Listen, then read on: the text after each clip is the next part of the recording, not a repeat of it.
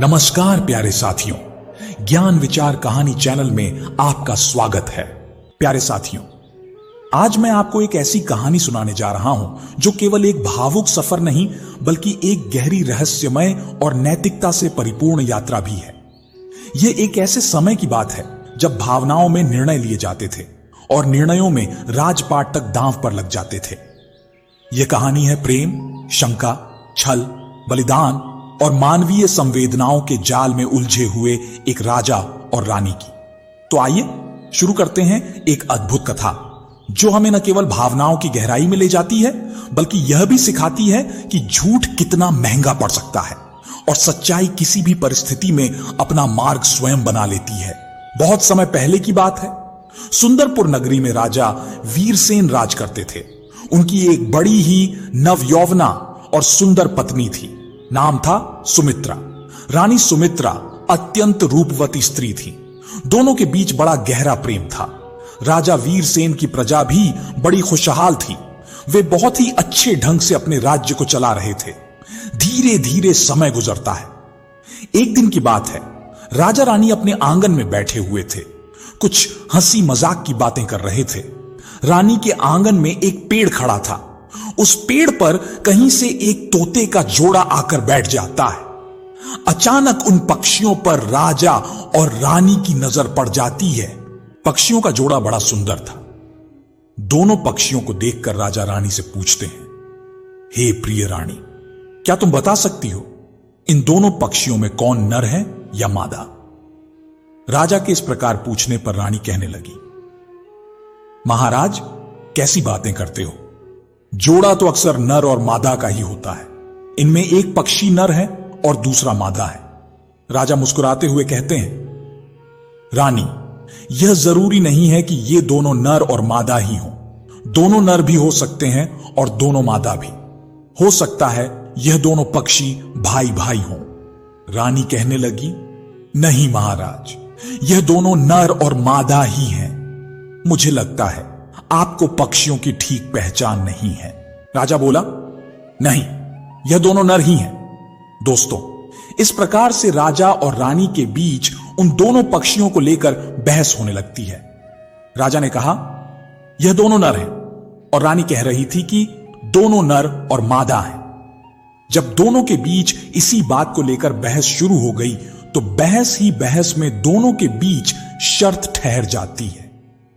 राजा ने कहा, ठीक है, अगर यह दोनों नर निकले तो मैं तुम्हें देश निकाला दे दूंगा, और यदि ये नर नारी हुए तो मैं 14 साल के लिए स्वयं देश निकाला कर लूंगा। साथियों, दोनों में शर्त ठहर गई। राजा ने तत्काल एक शिकारी को बुलाया और शिकारी से कहा, तुम इस पेड़ पर बैठे हुए इन दोनों पक्षियों को अपने जाल में फंसाओ। उधर राजा पक्षियों के विशेषज्ञ को बुलाता है और उससे कहता है, तुम्हें मुझे यह बताना होगा कि ये दोनों पक्षी नर हैं या मादा। उसने कहा, ठीक है महाराज। साथियों, इधर शिकारी अपना जाल डालकर उन दोनों पक्षियों को पकड़ता है। इधर रानी जानती थी कि ये दोनों पक्षी नर और मादा हैं। उसने क्या किया? बड़ी चतुराई से उन पक्षियों के विशेषज्ञ को अपने पास बुलाया और उसके हाथ में 100 स्वर्ण मुद्राएं रखते हुए कहा, भाई, मैं अपने महाराज से बहुत प्रेम करती हूं और मेरे महाराज के बिना यह राज्य भी नहीं चल सकता। इसलिए मैं चाहती हूं कि इस शर्त में तुम्हें राजा को ही जिताना होगा। यदि मुझे वनवास होता है तो महाराज राज्य का संचालन ठीक ठाक करते रहेंगे, और यदि राजा साहब 14 साल को चले जाते हैं तो यह राज्य फिर राजा विहीन हो जाएगा। और कहते हैं, जिस राज्य का कोई राजा नहीं होता वहां अराजकता फैल जाती है। राजा का खौफ न होने के कारण चोर, डाकू, लुटेरे, गुंडा, बदमाश प्रजा पर अत्याचार करने लगते हैं। इसीलिए तुम्हें झूठ बोलकर राजा को ही जिताना है। पक्षियों के विशेषज्ञ ने कहा, ठीक है महारानी, हम ऐसा ही करेंगे। इधर साथियों, वह शिकारी उन दोनों पक्षियों को पकड़कर लाता है और राजा रानी के सामने छोड़ देता है। तब राजा ने उस पक्षियों के जानकार से पूछा, हां भाई, बताओ इन दोनों में क्या फर्क है? ये दोनों नर हैं या मादा? या फिर दोनों नर हैं? पक्षियों का विशेषज्ञ तो पहले से ही रानी से घूस ले चुका था, अर्थात दोनों पक्षियों में एक नर था और एक मादा थी। रानी के कहने के अनुसार अब उसे झूठ बोलना था, सो वह कहने लगा, महाराज, ये दोनों पक्षी नर हैं। साथियों, राजा को क्या पता था कि पक्षियों का विशेषज्ञ झूठ बोल रहा है। राजा को जब पता चला कि उसकी बात ठीक निकली तो राजा मन ही मन बहुत प्रसन्न हुआ और एकदम से अपनी रानी से कहने लगा, हे रानी, तुम बड़ी घमंडी हो, तुमने मेरी बात नहीं मानी। वचन के अनुसार तुम शर्त हार गई हो, अब मैं तुम्हें देश निकाला दे रहा हूं। साथियों, रानी ने अपने लिए उन पक्षियों के जानकार से झूठ बुलवाकर देश निकाला तो ले लिया, लेकिन वह अंदर ही अंदर बहुत दुखी होने लगी। सोचने लगी, अब मुझे अपने महाराज से अलग होना पड़ेगा। रानी ने राजा से निवेदन किया, महाराज, आप मुझे देश निकाला मत दीजिए। महाराज, इस समय मैं ठीक हालत में नहीं हूं, मेरे 3 माह का गर्भ है। तुम जानते हो मैं इस गर्भ को लेकर के कहां जाऊंगी। लेकिन राजा ने रानी की बात पर ध्यान नहीं दिया। राजा बहुत मूढ़ स्वभाव का था।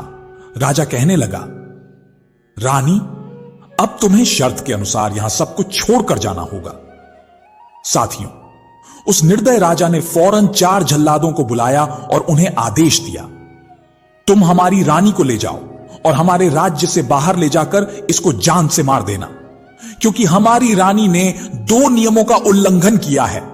पहले तो यह शर्त हार गई और दूसरी, इसने राज आज्ञा का उल्लंघन किया है। साथियों, जल्लाद महारानी सुमित्रा को लेकर चल देते हैं और चलते चलते राजा वीरसेन की सीमा से बाहर निकल जाते हैं। एक घने जंगल में जाकर के महारानी को मारने का विचार बनाते हैं। इधर महारानी सुमित्रा मन में विचार करती हैं कि हे भगवान, अब मेरे प्राण कैसे बचेंगे, मैं किस तरीके से अपनी रक्षा कर पाऊंगी, मुझे इतनी शक्ति प्रदान करो। साथियों, चारों जल्लाद महारानी सुमित्रा को उस वन में ले जाकर खड़ा कर देते हैं और उनमें से एक जल्लाद कहने लगा, हे महारानी जी, राजा के आदेश अनुसार अब हम आपको मारेंगे, हमें क्षमा कर देना।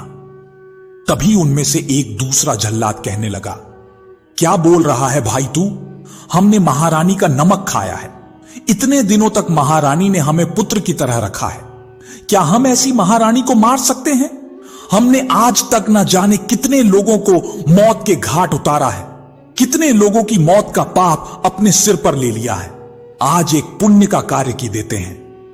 तीसरा जल्लाद उसकी बात में हां मिला देता है, कहता है, भाई, बात तो तुम्हारी ठीक है, रानी को मारकर हम बहुत बड़ा पाप करेंगे, क्यों ना हम महारानी को मारने की बजाय इसी वन में जीवित छोड़ देते हैं और किसी तरह से राजा साहब को समझा देंगे कि हमने रानी को मार दिया है। साथियों, इस प्रकार चारों जल्लादों ने आपस में सलाह की और रानी को पूरी बात बताई। जवाब दिया, महारानी, राजा साहब ने हमें आपको मारने का आदेश दिया है, लेकिन हम तुम्हें मारेंगे नहीं। आप अपने वस्त्र उतार कर हमें दे दो, हम उन वस्त्रों को किसी जीव के रक्त में भिगोकर राजा साहब को दिखा देंगे। साथियों, जैसे ही जल्लादों ने रानी से यह बात कही तो रानी ने तुरंत एक वृक्ष की आड़ में जाकर अपने वस्त्रों को उतार दिया। रानी के कपड़े लेकर जल्लाद वहां से लौट पड़ते हैं। कुछ दूर आगे आकर उन्होंने विचार किया कि इन कपड़ों को किसी जीव के खून में रंगना है। वहां से कुछ दूर चलने पर उन्हें एक हिरण मिल जाता है। जल्लादों ने उस हिरण का शिकार किया और उसके रक्त में रानी के कपड़े रंगने के बाद में राजा साहब को लाकर दिखा देते हैं और उन्हें बता दिया कि जल्लादों ने उनकी रानी को मार दिया है। रानी की मृत्यु की खबर सुनकर राजा वीरसेन पर कोई फर्क नहीं पड़ता है, क्योंकि साथियों, पहले के राजाओं की कई कई रानियां हुआ करती थीं। एक रानी के कम हो जाने पर उन्हें क्या फर्क पड़ता। इधर राजा तो अपने राजकाज में व्यस्त हो जाता है। अब उधर रानी के हाल सुनिए। बेचारी रानी गर्भावस्था में निर्वस्त्र झाड़ियों में छुप छुप कर अपना समय काट रही थी। भूख लगने पर वृक्षों के पत्ते और फल खा लिया करती थी। इसी तरह रानी के उस सुनसान जंगल में 10 से 12 दिन बीत जाते हैं उस दुखियारी की जंगल में कोई देखभाल करने वाला नहीं था। पर कहते हैं भगवान भी ऐसे लोगों को कुछ ना कुछ मदद जरूर भेजता है। एक दिन की बात है, विजयनगर के महाराज चंद्रकेतु शिकार खेलने के लिए वन में आते हैं। शिकार खेलते खेलते राजा चंद्रकेतु उसी वन की ओर चले जाते हैं जिस वन में रानी सुमित्रा रहती थी। रानी सुमित्रा वृक्ष के नीचे बैठी हुई थी। बेचारी उस समय निर्वस्त्र अवस्था में थी। तभी अचानक से उसने घोड़े के हिनहिनाने की आवाज सुनी तो वह तुरंत घनी झाड़ियों के बीच जाकर छुप जाती है। उधर राजा चंद्रकेतु को उन झाड़ियों के बीच कुछ आहट सुनाई देती है, तो राजा ने सोचा कि जरूर इन घनी झाड़ियों में कोई मृग या सुअर होगा। महाराज ने अपने सामंतों से कहा कि इस झाड़ी को चारों ओर से घेर लो, इसके अंदर कोई शिकार मालूम पड़ता है। राजा के सैनिकों ने फौरन उन घनी झाड़ियों को चारों दिशाओं से घेर लिया। अपने चारों तरफ तीर तलवार लेकर खड़े सिपाहियों को देखकर रानी घबरा जाती है। रानी सोचती है कि आज तो ये मुझे शिकार समझकर मार डालेंगे। यही सोचकर रानी सुमित्रा ने आवाज लगाई, भाइयों, मैं आपका शिकार नहीं हूं। मैं एक दुखी लाचार स्त्री हूं। मुझ दुखिया को मारकर आपको क्या मिलेगा। साथियों, जब एक स्त्री की आवाज राजा चंद्रकेतु ने सुनी तो राजा बड़ा चिंतित होता है। राजा बोले, तुम कौन हो और यहां कहां से आई हो। तब रानी कहती है, भाइयों, मेरा इस दुनिया में कोई नहीं है, ना मेरा कोई रिश्तेदार, ना कोई अपना सगा संबंधी। मैं तो इस वन में रहकर अपना समय काट रही हूं। राजा चंद्रकेतु भी बड़े दयालु थे और बड़े अनुभवी। कहने लगे, कोई बात नहीं है, मैं तुम्हें अपनी धर्म की बहन बनाता हूं। इन लताओं से बाहर निकल कर आओ, मैं तुम्हें अपने घर ले चलूंगा। समझो, आज से तुम्हारे दुखों का अंत हो गया है। साथियों, महारानी सुमित्रा यह बात सुनकर कहने लगी, हे भाई, ठीक है, तुमने मुझे धर्म की बहन बना लिया, लेकिन मैं इन लताओं से बाहर नहीं निकल सकती। राजा बोले, क्यों, क्या कारण है। जवाब दिया, मैं इस समय निर्वस्त्र अवस्था में हूं। तब राजा चंद्रकेतु ने विचार किया और जिस पटके को वे गले में डाले थे उसे झाड़ियों के बीच फेंक दिया और कहा, बहन, तुम इसे आधा पहन लो और आधा ओढ़कर बाहर आ जाओ। राजा का दुपट्टा जब रानी के पास पहुंचा तो महारानी सुमित्रा उस दुपट्टे को अपने शरीर से लपेटकर उन लताओं से बाहर आ जाती है। जैसे ही रानी लताओं से बाहर आती है तो राजा चंद्रकेतु उसे देखकर अचंभित रह जाते हैं। वह स्त्री एकदम अद्वितीय सुंदरी थी। उसका चेहरा चंद्रमा के समान दमक रहा था। देखने से मालूम पड़ रहा था कि वह किसी राजा की राजकुमारी या कोई अप्सरा है। राजा कहने लगे, बहन, तुम चिंता मत करो, अब मैं तुम्हें अपने घर लेकर चलूंगा। मैंने तुम्हें अपनी बहन माना है। मंत्रियों समेत महाराज ने रानी सुमित्रा को अपने रथ में बैठा लिया और सम्मान सहित विजयनगर के लिए लेकर चल देते हैं।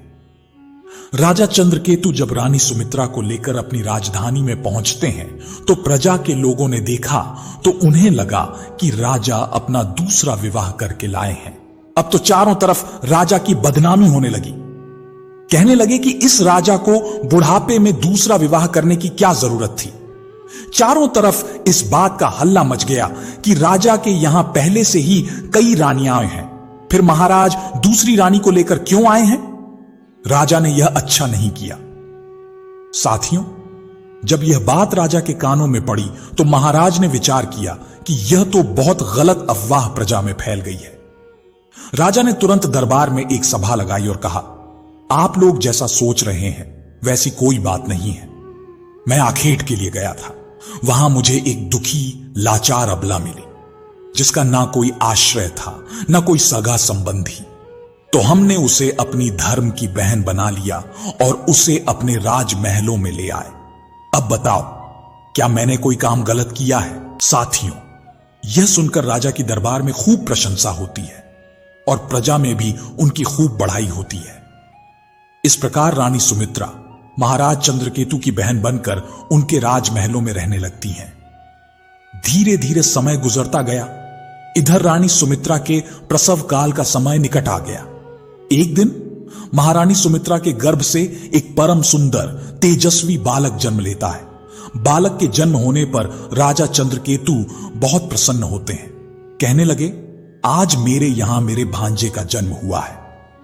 इस खुशी में राजा चंद्रकेतु ने पूरे नगर को दावत दी। बालक जब 7 दिन का हुआ तो उसका नामकरण कराने के लिए राजा ने एक से एक बड़े विद्वान ज्योतिषियों को अपने आंगन में बुलाया। ब्राह्मणों ने जब अपनी पथरा खोलकर देखा तो बालक का कोई ठीक से नाम नहीं निकल रहा था। कोई कुछ नाम रख रहा था तो कोई कुछ। वे नाम राजा चंद्रकेतु को पसंद नहीं आ रहे थे। अलग अलग नामों को सुनकर राजा चंद्रकेतु बड़े क्रोधित होते हैं। राजा चंद्रकेतु ने अपने सेनापति को आदेश दिया, इन समस्त ब्राह्मणों को जेल में डाल दो।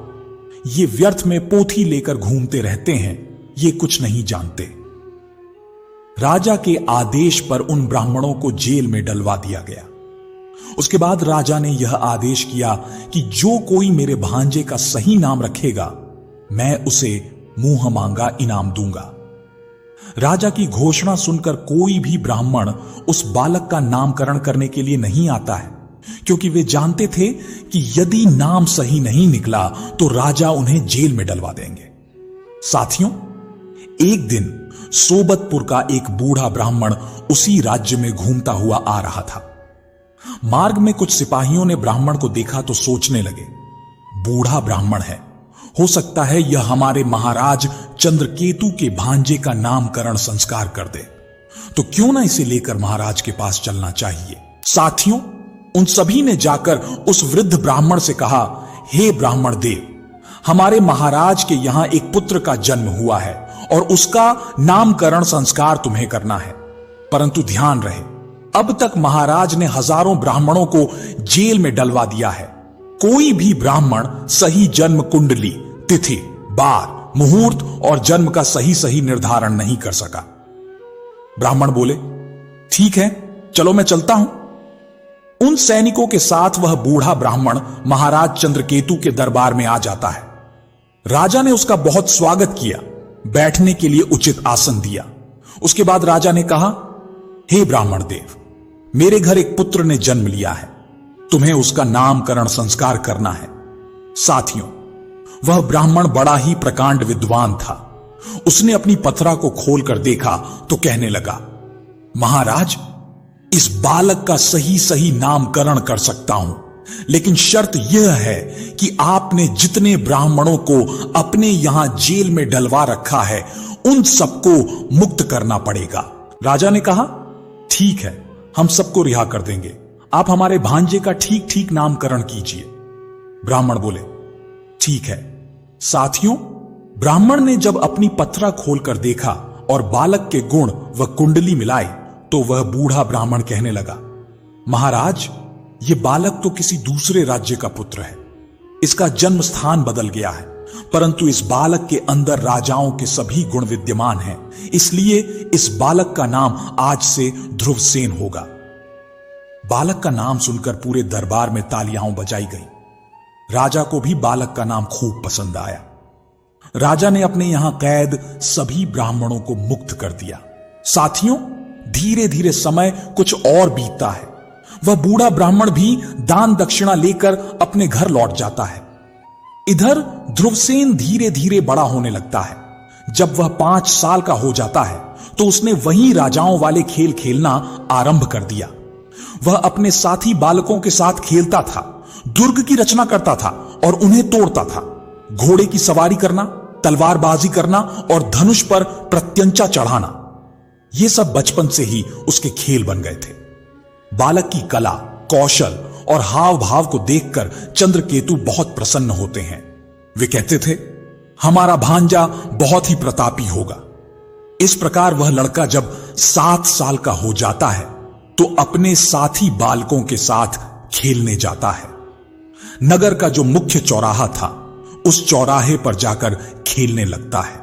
साथियों, उस चौराहे पर कुछ पनिहारियां पानी भरने जाया करती थीं।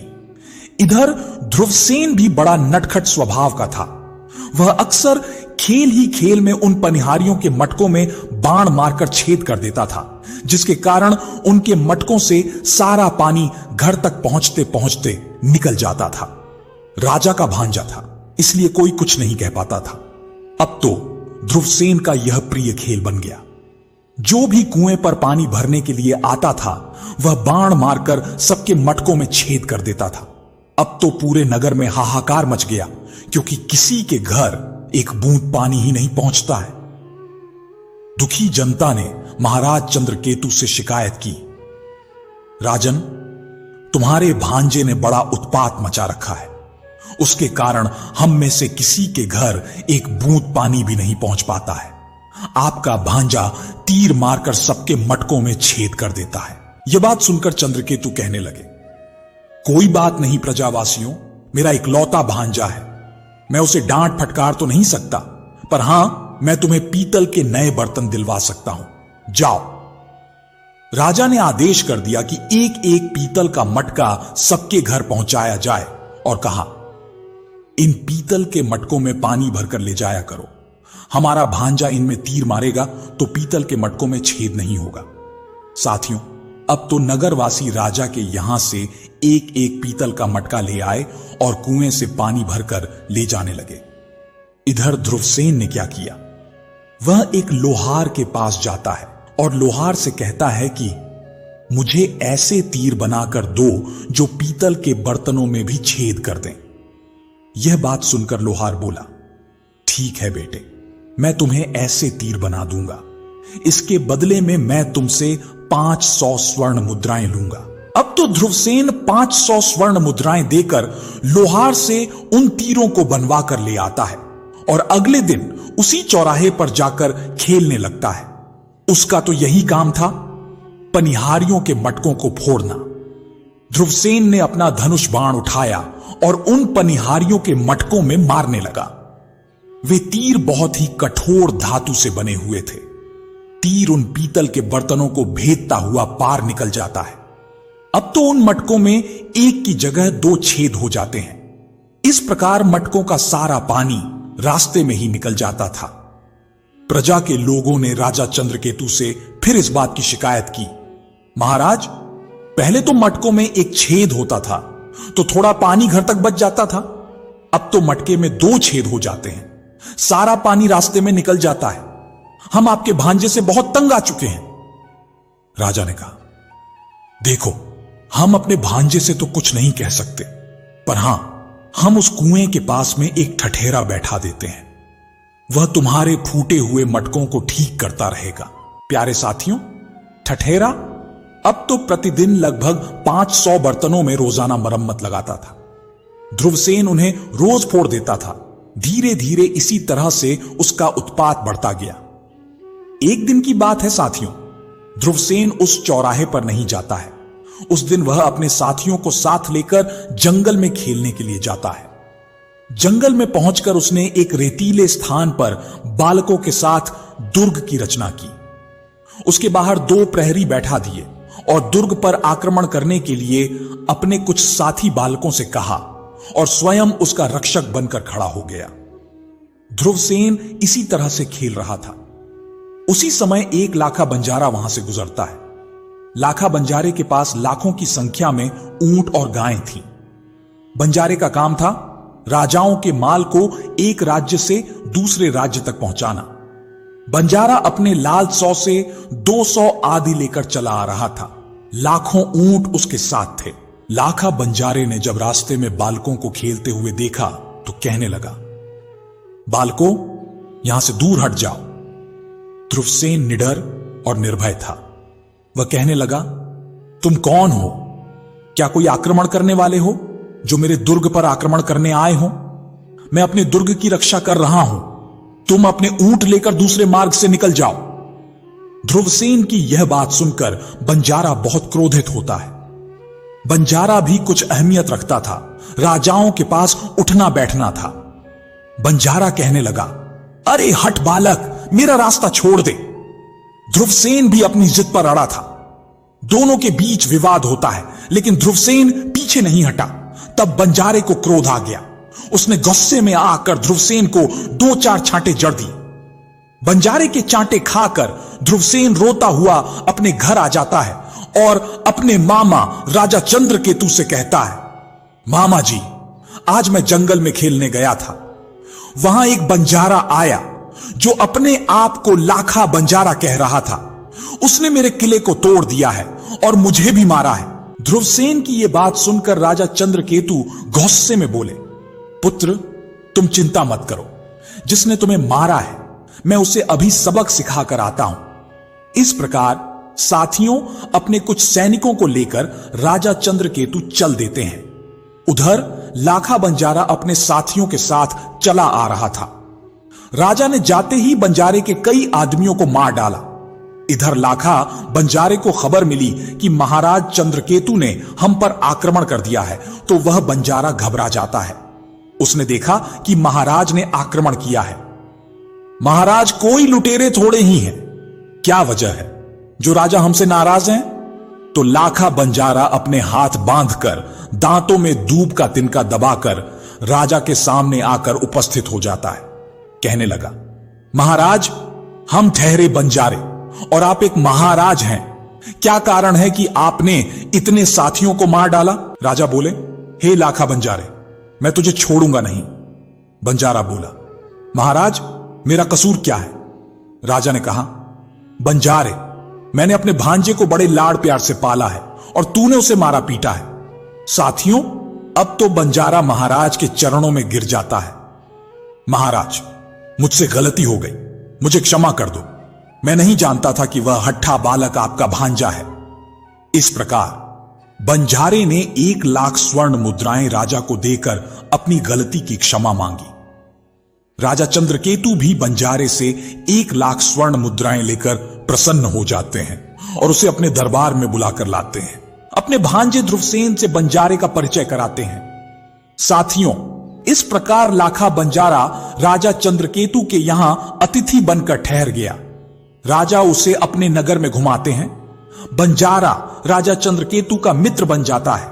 राजा के महलों में रहते हुए बंजारे को कई दिन बीत जाते हैं। घूमते फिरते उसकी नजर एक दिन ध्रुवसेन की माता रानी सुमित्रा पर पड़ जाती है। रानी सुमित्रा देखने में बहुत सुंदर थी। उसे देखकर बंजारे की नीयत खराब हो जाती है। कहने लगा, ओहो, यह तो बहुत सुंदर स्त्री है, यह तो हमारी पत्नी बनने के योग्य है। बंजारे ने राजा से पूछा कि यह स्त्री कौन है? राजा चंद्रकेतु ने बताया, यह हमारी बहन है और जिस बालक को तुमने मारा था वो बालक हमारी इसी बहन का पुत्र है। बंजारा बोला, तब तो हमें तुम्हारी बहन से मिलकर उनसे ही माफी मांगनी चाहिए। साथियों, इसी बहाने से लाखा बंजारा रानी सुमित्रा के पास जाता है और उनसे अपनी गलती की क्षमा मांगता है। रानी पर उसकी नीयत खराब तो हो ही चुकी थी। उसने क्या किया? एक नौलखा हार रानी सुमित्रा को भेंट किया और कहा, तुम जैसे राजा चंद्रकेतु की बहन हो उसी तरह से तुम मेरी भी बहन हो और यह हार मैं तुम्हें उपहार में देता हूं। साथियों, हार को पाकर रानी बड़ी प्रसन्न हो जाती है। उसे भी लगता है कि जब यह मुझे बहन मान रहा है तो मुझे भी उसका सत्कार करना चाहिए। इसलिए रानी सुमित्रा ने अपने महल में उसे भोजन कराया। लाखा बंजारे को रहते रहते राजा चंद्रकेतु के यहां जब काफी समय बीत जाता है तो एक दिन लाखा बंजारा राजा से कहता है, हे राजन, तुम्हारी बहन को मैं अपनी बहन मानता हूं। हे राजन, यह बहन काफी समय से आपके पास रह रही है। यदि आपकी अनुमति हो तो मैं इस बहन को और मेरे भांजे को दोनों को कुछ समय के लिए अपने नगर दिखाना चाहता हूं। दोनों लोग मेरे यहां भी घूम कर देख लेंगे और ज्यादा दिनों की बात नहीं है, थोड़े दिन बाद मैं इन्हें यहां छोड़ जाऊंगा।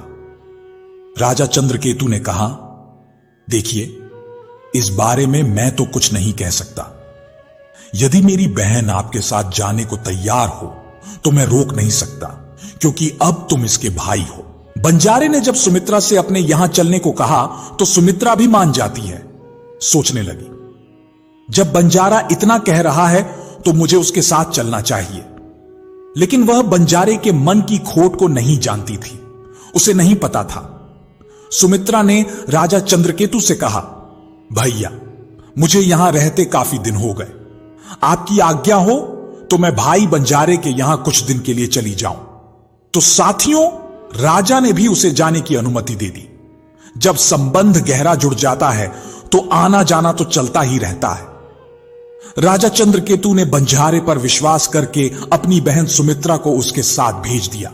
फौरन एक पालकी तैयार करवाई और पालकी में बैठकर रानी सुमित्रा बंजारे के साथ चल देती है। बंजारा सोचने लगा कि अभी तो मैं इसे बहन बनाकर ले जा रहा हूं, घर जाकर मैं इसे पत्नी बना लूंगा। इस प्रकार वह बंजारा सुमित्रा को अपने साथ बुलाकर ले जाता है। अब देखिए साथियों, अब कहानी बड़ा ही विचित्र मोड़ लेती है। बंजारे ने अपने साथियों से कहा, आज शाम तक हमें राजा चंद्रकेतु के राज्य की सीमा से बाहर चलना है, इसलिए तेजी से चलिए। बंजारे के सभी साथी अपना माल खजाना लेकर तेजी से आगे बढ़ते हैं और पूरे दिन का सफर तय करके राजा चंद्रकेतु के राज्य विजयगढ़ से बाहर निकल जाते हैं। दूसरे राज्य में जाकर जब शाम हो जाती है तो बंजारा उसी स्थान पर अपना डेरा तंबू लगवा देता है। एक तंबू रानी सुमित्रा के लिए लगवा दिया और दूसरा तंबू राजकुमार ध्रुवसेन के लिए। धीरे धीरे जब मध्य रात्रि का समय होता है, रानी सुमित्रा की सुंदर तस्वीर बंजारे के दिमाग में चलती रहती है। बंजारा अर्धरात्रि के समय भारी षड्यंत्र रच देता है। वह उठ करके रानी सुमित्रा के डेरे के अंदर चला जाता है। रानी के सुंदर यौवन को देखकर बंजारे की नीयत खराब हो जाती है। बंजारे ने जब रानी सुमित्रा के तंबू में प्रवेश किया तो पैरों की आहट से महारानी सुमित्रा जाग जाती है। उसकी दृष्टि जब लाखा बंजारे पर गई तो उसने देखा कि काम की दृष्टि से लाखा बंजारा उसकी तरफ देख रहा है। रानी एकदम घबरा जाती है और पूछने लगी, भैया तुम यहां कैसे? रानी की आवाज सुनकर लाखा बंजारा अपनी शैतानी मुस्कान के साथ हंसने लगा और कहने लगा, रानी तुम मुझे भाई कहना बंद करो, क्योंकि आज से तुम मेरी प्रिय पत्नी बनोगी। यह बात रानी ने जब सुनी तो वह घबरा जाती है। आज उसे बंजारे की नीयत का पता चल चुका था। बंजारा कहने लगा, रानी जब से मैंने तुझे देखा है तब से तेरे रूप का दीवाना हो गया हूं, इसलिए मैं बहाने से तुझे बुलाकर लाया हूं। अब आज से तुम मेरे महलों की रानी बनकर मेरे महलों की शोभा बढ़ाओगी। साथियों, बंजारे की यह बात सुनते ही रानी क्रोध से भर जाती है। उसकी आंखें लाल हो जाती हैं। रानी ने फौरन अपना खंजर निकाला और कहने लगी, अगर तूने मुझे बदनीयत से छूने की कोशिश भी की तो मैं तुझे मार दूंगी और स्वयं भी मर जाऊंगी। मेरे भाई ने तुझ पर विश्वास करके बहुत बड़ी गलती की है। किसी ने सच कहा है कि नियम की जड़ में चाहे जितना दूध डाल दो पर उसमें मिठास नहीं आ सकती। नीच आदमी कभी अपनी नीचता को नहीं छोड़ता। साथियों, रानी सुमित्रा का क्रोधित मुखमंडल देखकर बंजारा कुछ डर जाता है। कहने लगा, कोई बात नहीं, आज तू मेरे प्रस्ताव को नहीं मानेगी तो मैं तुझे जेल में डाल दूंगा। सारे जीवन तू मेरे यहां कैद रहकर चक्की पीसेगी। रानी गुस्से में बोली, मुझे तेरी हर सजा मंजूर है पर तेरी पत्नी बनना मंजूर नहीं। इस प्रकार दोनों में कुछ देर तक वाद विवाद होता रहता है। लाखा बंजारा रानी को बहुत मनाने की कोशिश करता है परंतु रानी नहीं मानती है। साथियों, इधर जब सवेरा होता है तो लाखा बंजारा क्रोधित अवस्था में अपने तंबू की तरफ आ जाता है और वहां आकर लाखा बंजारे ने अपने प्रधान नौकर को आदेश दिया कि यहां से समस्त लश्कर के साथ आगे बढ़ा जाए।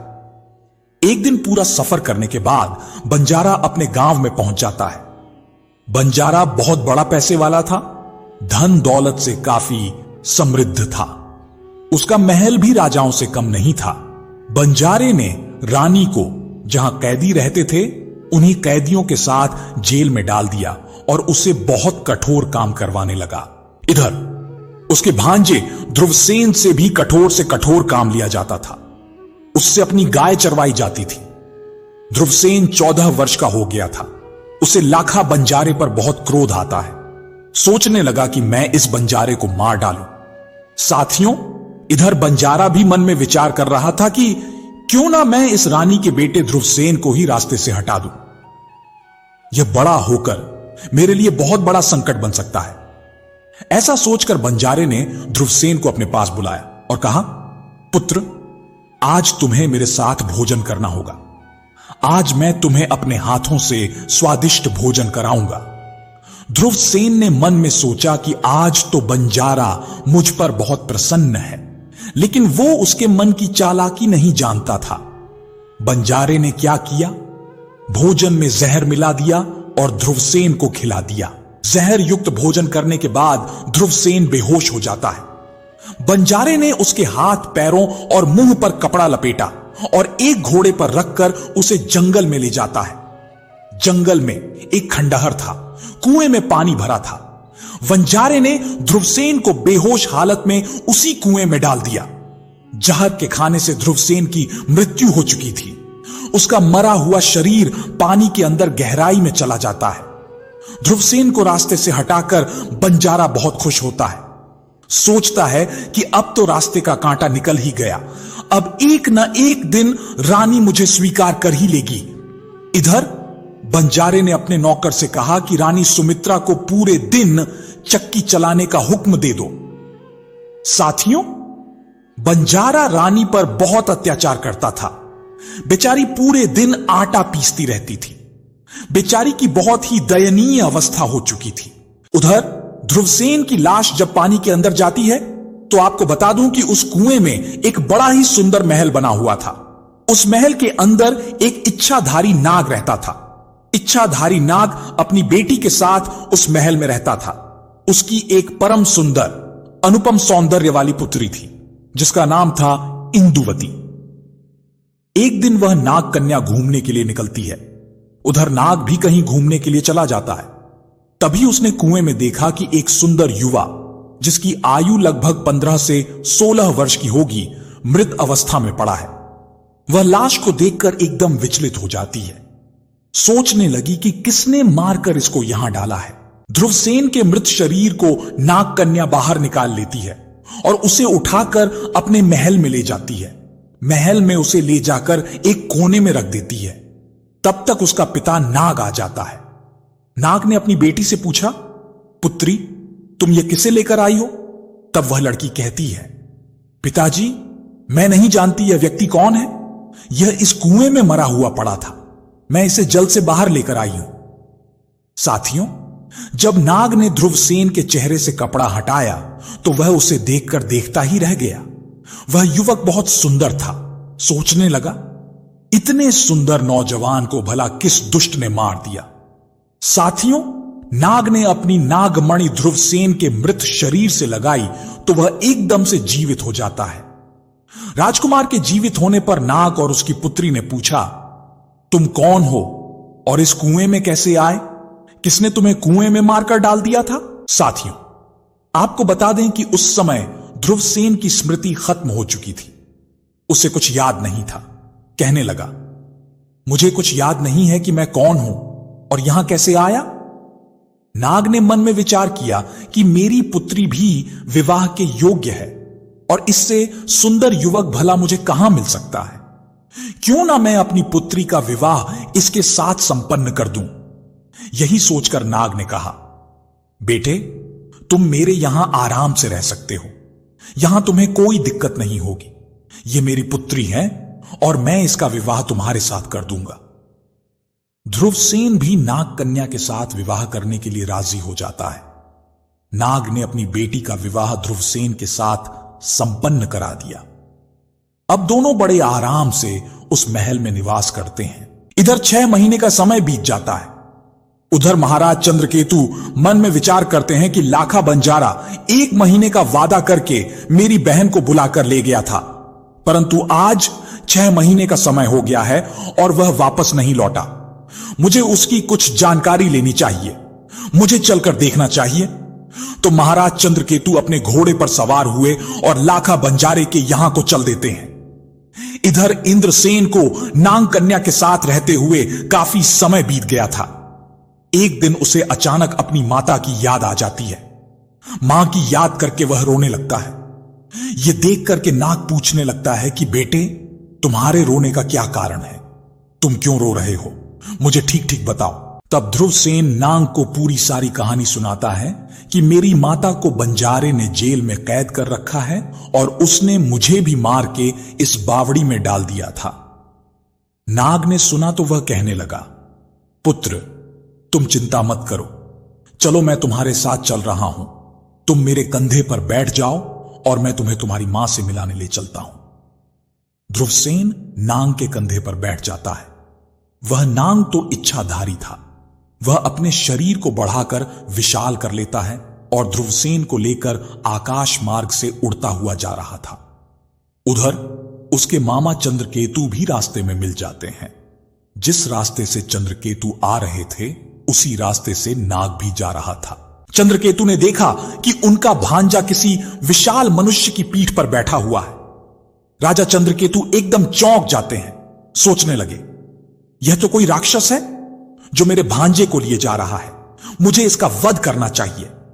ऐसा सोच करके वे अपना धनुष निकालते हैं और धनुष पर बाण चढ़ाकर उस नाग के ऊपर छोड़ देते हैं। बाण जब उस नाग को लगा तो नाग बिलबिलाकर एकदम नीचे गिर पड़ता है। नाग ने ध्रुव से कहा, तुम मेरे कंधे से नीचे उतरो, मैं इस घोड़े वाले मनुष्य का अंत कर देता हूं। इसने मुझ पर धोखे से प्रहार किया है।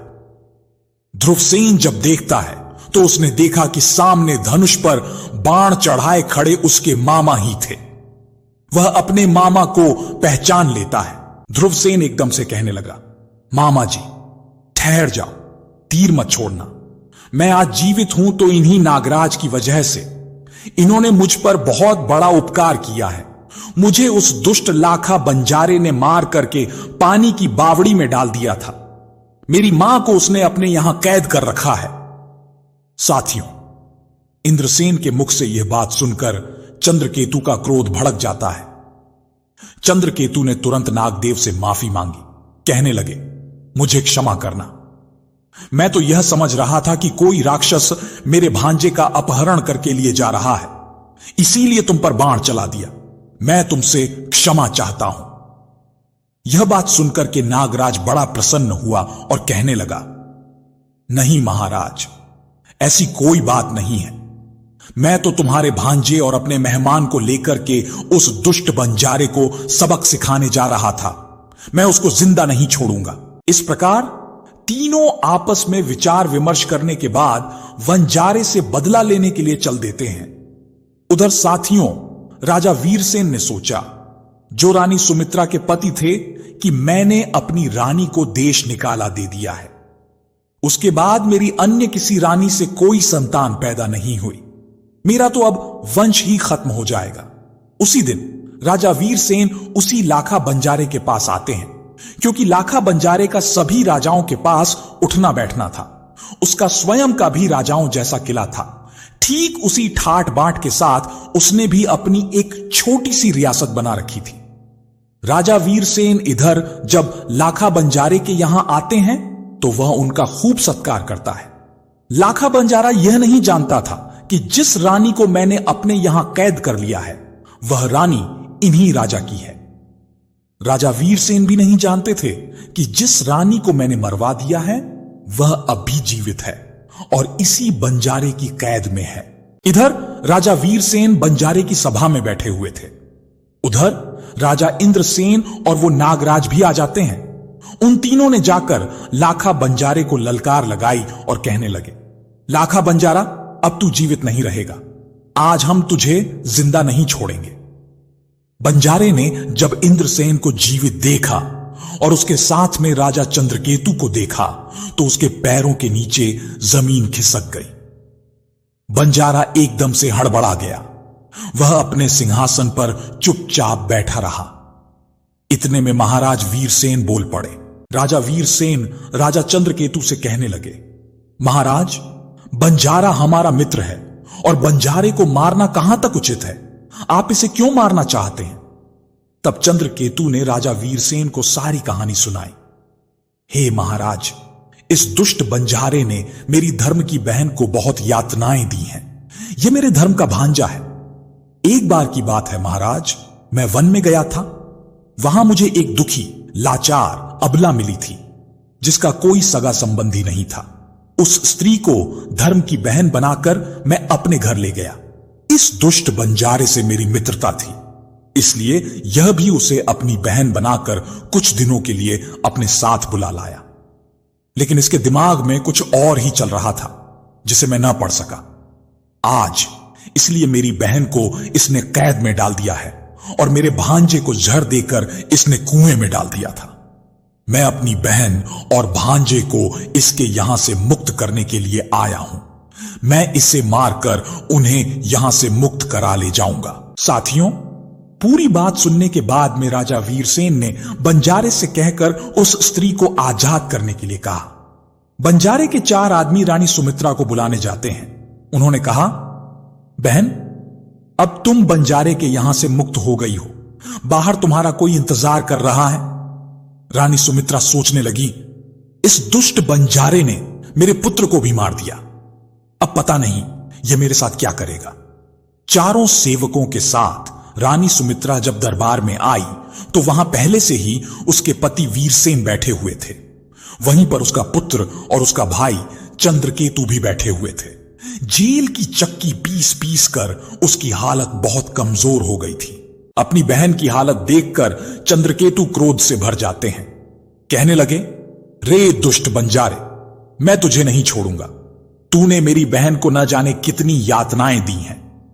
इधर साथियों, रानी सुमित्रा जब अपने पति को देखती है तो वह उन्हें पहचान जाती है और राजा वीरसेन भी अपनी पत्नी को पहचानने लगते हैं। सोचने लगे कि ऐसे ही रूप रंग वाली तो मेरी स्त्री थी जिसे मैंने जंगल में छुड़वा दिया था। राजा वीरसेन पूछने लगे, हे देवी, हूबहू मेरी रानी की तरह दिखने वाली तुम कौन हो? तब रानी सुमित्रा कहती हैं, महाराज, आप इतनी जल्दी मुझे भूल गए? यह मुझे उम्मीद नहीं थी। याद करो, हम में और तुम में पक्षियों के जोड़े के ऊपर विवाद हुआ था।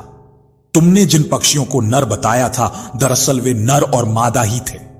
मैंने पक्षियों के विशेषज्ञ को 100 मुद्राएं देकर उसे झूठ बुलवाया था ताकि तुम्हारे लिए वनवास ना हो, और तुमने मुझे वनवास दे दिया था। परंतु जल्लादों ने मुझे मारा नहीं, मुझे जीवित छोड़ दिया।